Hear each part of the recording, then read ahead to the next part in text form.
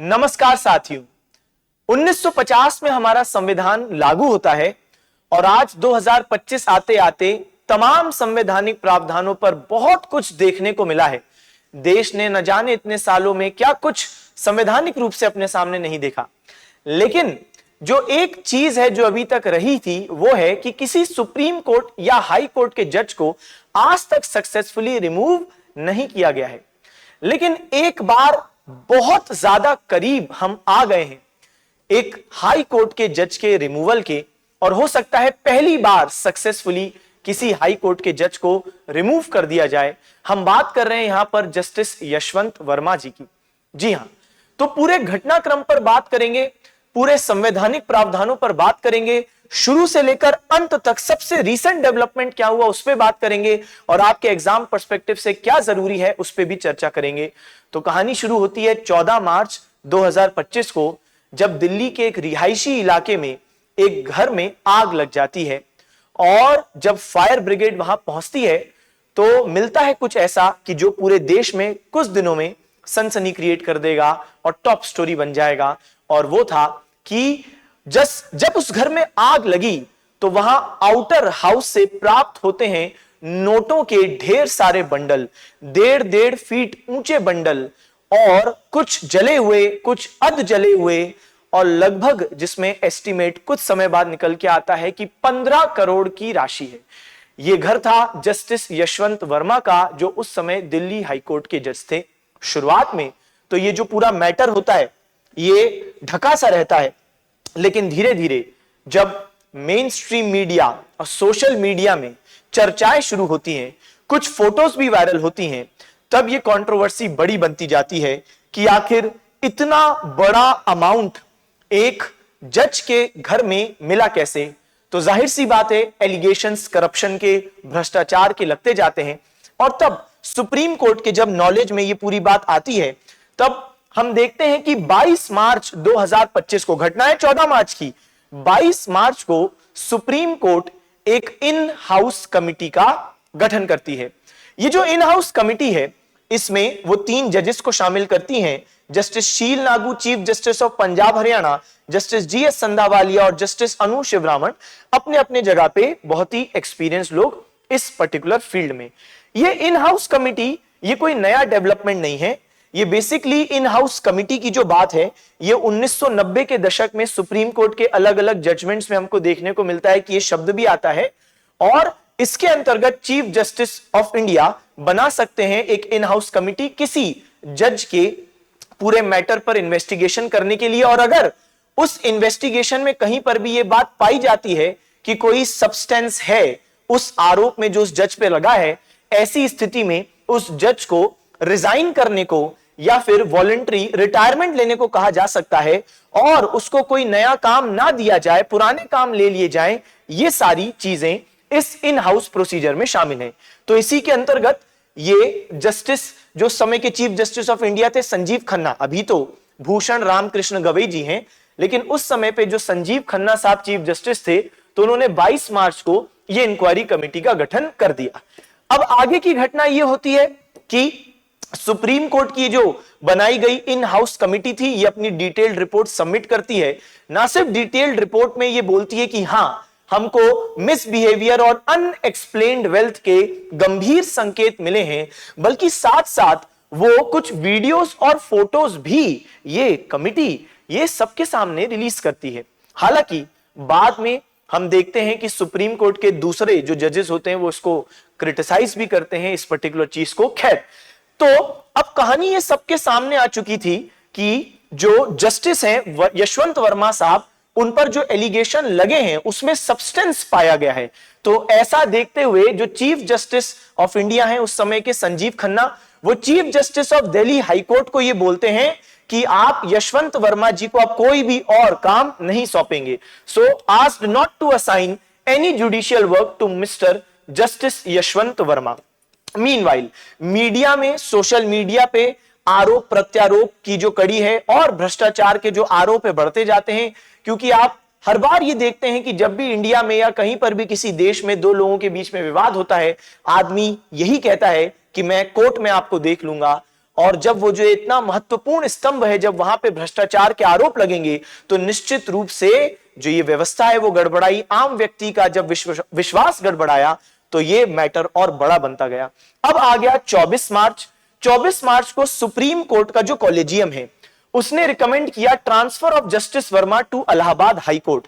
तो यहां पे अब ट्रांसफर ऑफ जज कहा गया कॉलेजियम के द्वारा, तो दिल्ली हाई कोर्ट से इलाहाबाद हाई कोर्ट। लेकिन समस्या यह है कि 15 करोड़ रुपए की राशि एक जज के घर से मिलती है और क्या सिर्फ ट्रांसफर।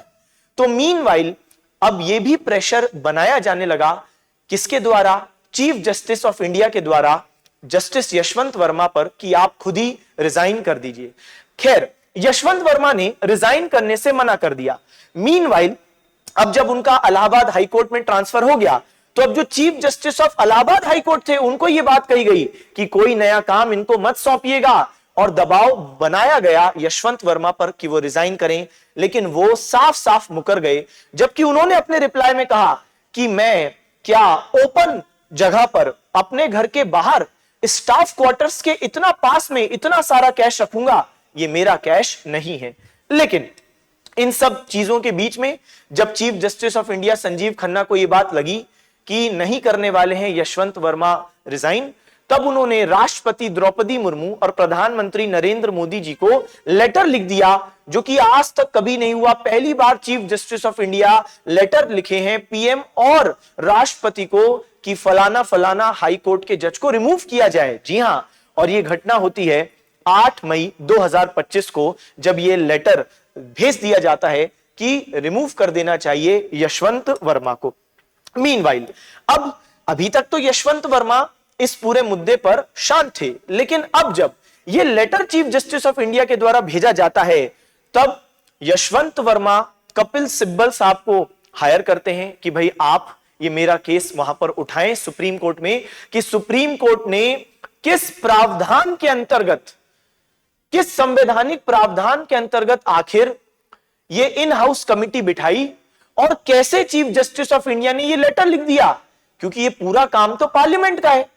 तो कपिल सिब्बल जी जो उनको डिफेंड करते हुए जस्टिस वर्मा को, इन्होंने सुप्रीम कोर्ट में यही पक्ष रखा कि आर्टिकल 124 क्लॉज 5 और 218 साथ साथ जजेस इंक्वायरी एक्ट, यहां पर एक कॉम्प्रिहेंसिव प्रोसीजर मेंशन्ड है जहां पे पार्लियामेंट सुप्रीम कोर्ट या हाई कोर्ट के जज को रिमूव कर सकती है।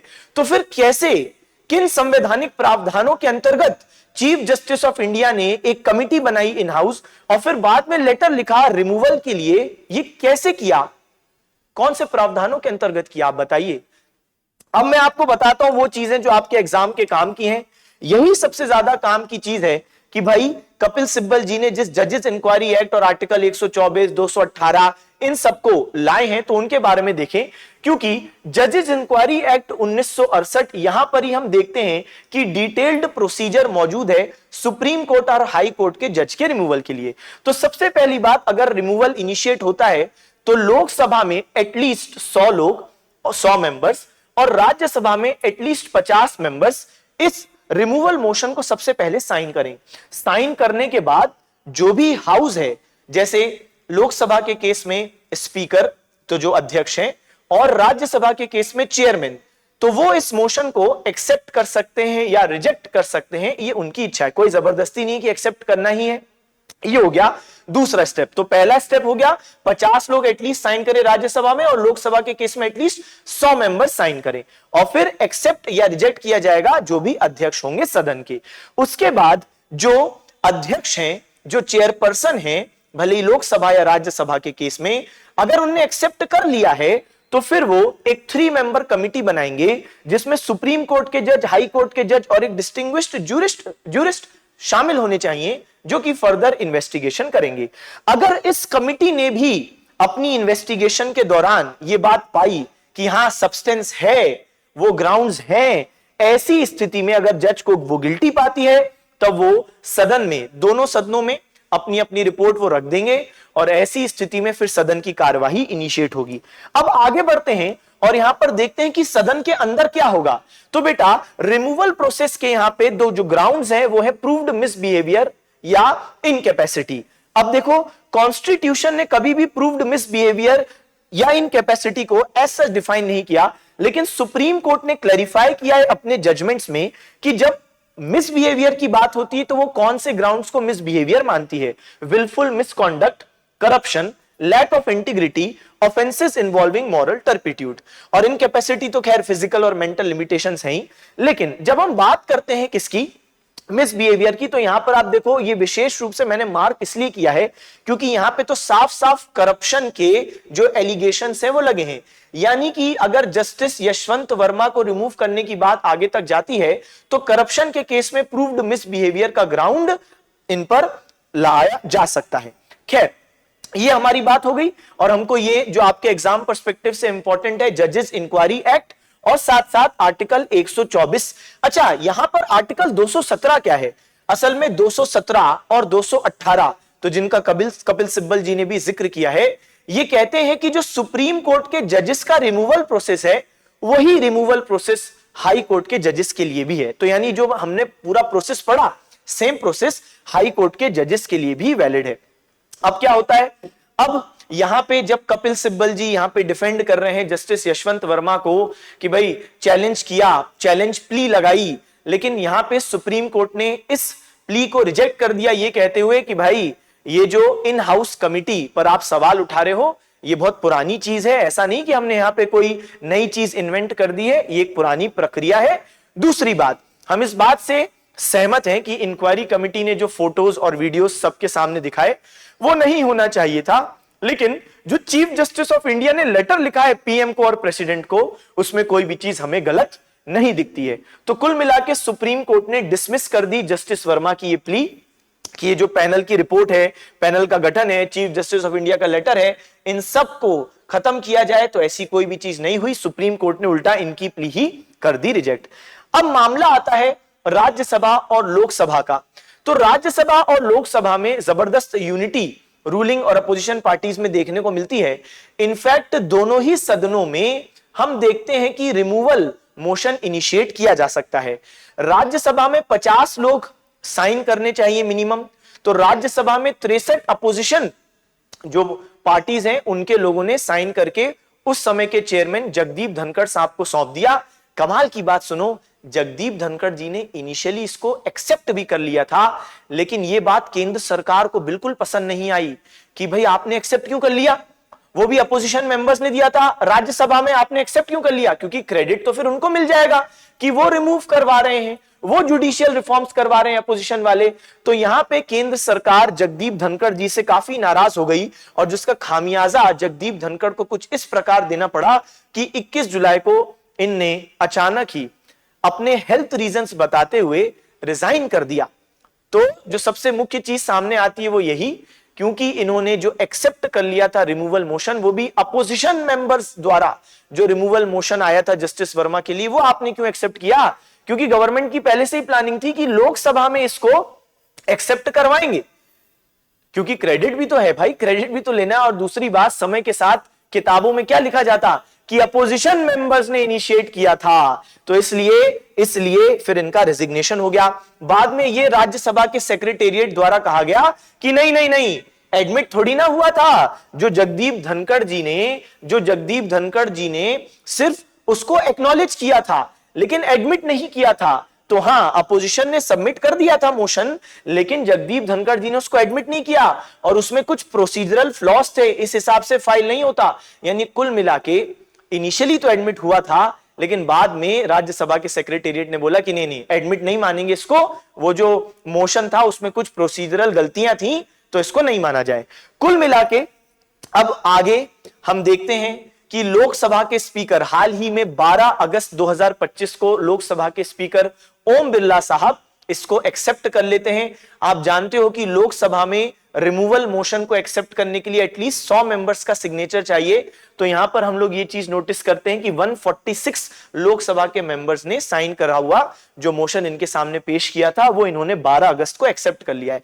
अब आप जानते हो, तो जब इनने एक्सेप्ट कर लिया तो जाहिर सी बात है ये वाला स्टेप बेटा पूरा हो गया, 100 मेंबर्स लोकसभा वाला। दूसरी चीज, ये एक्सेप्टेंस भी हो गया है, तो 100 मेंबर्स ने साइन करके पेश किया, लोकसभा के स्पीकर ने एक्सेप्ट कर लिया। तीसरा एक और स्टेप इस दिशा में आगे बढ़ चुका है 3 मेंबर कमिटी ये बना दी गई है ओम बिरला जी के द्वारा। तो ये जो 3 मेंबर कमिटी है इसका गठन हो चुका है to probe charges against justice Yashwant Varma, ये भी चीज हो गई है। तो अब क्या बचा है बच्चे, ये जो कमिटी है ये अब अपनी रिपोर्ट तैयार करेगी कि क्या उनको प्रूव्ड मिसबिहेवियर या इनकैपेसिटी वाली तो कोई बात नहीं है, क्योंकि कोई मेंटल फिजिकल लिमिटेशन वाली बात नहीं है। प्रूव्ड मिसबिहेवियर यानी करप्शन के चार्ज अगर उनको लगता है कि हां सिद्ध हो रहे हैं, उनको कुछ सब्सटेंस दिख रहा है, तो वो अपनी रिपोर्ट में गिल्टी लिखते हुए सदन में पेश कर देंगी। उसके बाद सदन को क्या करना पड़ेगा बेटा, सदन को उसके पास ये करना पड़ेगा कि यहां पे स्पेशल मेजॉरिटी से सदन में पास होना चाहिए रिमूवल। तो यहां पे जो रिमूवल मोशन है, स्पेशल मेजॉरिटी का क्या मतलब है, बहुत टफ मेजॉरिटी है। जैसे अब ये क्योंकि लोकसभा में ही मानते हैं हम, पूरी चीज इनिशिएट हो रही है फिलहाल, तो अब जब ये कमिटी अपनी गिल्टी का रिपोर्ट दायर करके लोकसभा को देगी, तो लोकसभा को रिमूवल करना है अगर यशवंत वर्मा का, तो फिर ऐसी स्थिति में सबसे पहले majority of total membership of the house, जैसे मान लो लोकसभा में 543 लोग हैं, तो 543/2 कर दो, ये हो गया 50%, ये हो गया मोर देन 50%। तो एक तो ये चीज, इतना नंबर मिनिमम हासिल होना चाहिए, तो ये जो एक्स जो भी नंबर है ये हासिल होना चाहिए। दूसरी तरफ साइड बाय साइड एक और मेजॉरिटी यहां पे चाहिए, और वो क्या चाहिए, 2/3 majority of the members present and voting in the same session. इसका क्या मतलब है कि जैसे मान लेते हैं अब लोकसभा में सभी लोग तो एक दिन मौजूद नहीं होते हैं, तो जिस भी दिन ये रिजोल्यूशन आएगा रिमूव करने का लोकसभा में, मान लेते हैं कि उस दिन 400 लोग प्रेजेंट थे, लेकिन प्रेजेंट और वोटिंग 400 में से मान लो 50 ने वोटिंग नहीं की, तो 350 ने वोटिंग की, तो 350 का 2/3 ये भी नंबर, यानी कि ये y ये भी होना चाहिए, तो x भी होना चाहिए, y भी होना चाहिए, और ये सिर्फ एक हाउस की बात है। फिर ये राज्यसभा में जाएगा रिजोल्यूशन, और वहां पर भी बेटा ये स्पेशल मेजॉरिटी यानी majority of total membership of the house, तो वहां पे मान के चलते हैं 245 डिवाइडेड बाय 2 + 1, तो ये भी चाहिए, plus 2/3 members present and voting, ये राज्यसभा में भी चाहिए। तो जब ये दोनों चीजें हो जाएंगी, उसके बाद प्रेसिडेंट के पास जाएगा, जहां पे प्रेसिडेंट फाइनली अपना सिग्नेचर करेंगे, और अगर वो भी कर देते हैं तो फिर यहां पे ये यशवंत वर्मा साहब जो हैं वो हो जाएंगे रिमूव्ड, पहले जज बनेंगे जिनको रिमूव किया जाएगा भारत के इतिहास में। ठीक है, लेकिन इस पूरी चीज के अलावा अगर हम ओवरऑल एक ब्रॉड पर्सपेक्टिव में बात करें, ये सब जो हो रहा है, असल में यहां पे केंद्र सरकार को भी एक मौका चाहिए जुडिशियल रिफॉर्म्स, क्योंकि बहुत समय से हम देख रहे हैं कि अलग अलग आरोप लगते गए हैं कि जैसे कॉलेजियम की ट्रांसपेरेंसी पर सवाल उठे कि किस तरीके से रिक्रूटमेंट, किस तरीके से अपॉइंटमेंट किया जा रहा है जजेस का सुप्रीम कोर्ट में, या ट्रांसफर कैसे कर रहे हैं जजेस का, तो कुछ क्लैरिटी नहीं होती। तो एक ये रिफॉर्म, फिर हम देखते हैं कि जैसे जब चीफ जस्टिस ऑफ इंडिया थे रंजन गोगोई साहब, तो एक बार उन पर सेक्सुअल हैरेसमेंट का एक केस लगता है, मतलब एक इल्जाम लगता है, और तब वो खुद ही जज होते हैं उस पर्टिकुलर कमिटी में जो इन्वेस्टिगेट करती है, यानी जो प्रिंसिपल ऑफ नेचुरल जस्टिस है उसको यहां पे वायलेट किया गया। ठीक है ना, जिसको बोलते हैं ना कि आप अपने ही केस में जज नहीं हो सकते, लेकिन वो अपने ही खिलाफ दायर जो केस था उसमें ही वो जज हैं, बताइए। तो इस तरीके की जो चीजें हमको देखने को मिलती हैं, तो निश्चित रूप से केंद्र सरकार भी तलाश रही है मौका कि वो जुडिशियल रिफॉर्म्स करे, और ये एक उनको आपको मौका भी मिला है यहां पे उस चीज को इनिशिएट करने का, आगे बढ़ाने का। देखते हैं कि आगे क्या स्थिति रहती है। आशा है ये वीडियो आपको अच्छी लगी होगी। आप अपने कमेंट्स जरूर हमको बताएं कि आप क्या सोचते हैं इस पूरे मुद्दे पे। तो फिर मिलते हैं हम लोग। Okay, bye bye, thank you, tata, see you again.